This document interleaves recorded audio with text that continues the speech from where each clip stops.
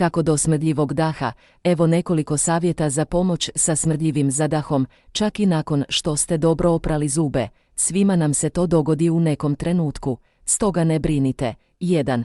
Očistite jezik. Osim pranja zubi, čišćenje jezika je jako važno. Bakterije lošeg zadaha vole visjeti na vašem jeziku, čineći ga bijelim. Ako ga niste očistili, koristite poseban strugač za jezik, a ne samo običnu četkicu za zube.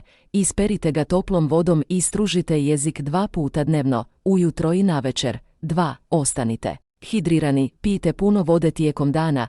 Kada ste dehidrirani, vaša usta mogu proizvoditi smrdljive spojeve. Često pijuckajte vodu kako biste održali vlažnost usta i pomogli u stvaranju sline, koja održava vaš dah svježim. 3. Čišćenje zubnim koncem važno je jer uklanja hranu zaglavljenu između zuba koju samo četkanje može propustiti. Pokušajte čistiti zubnim koncem jednom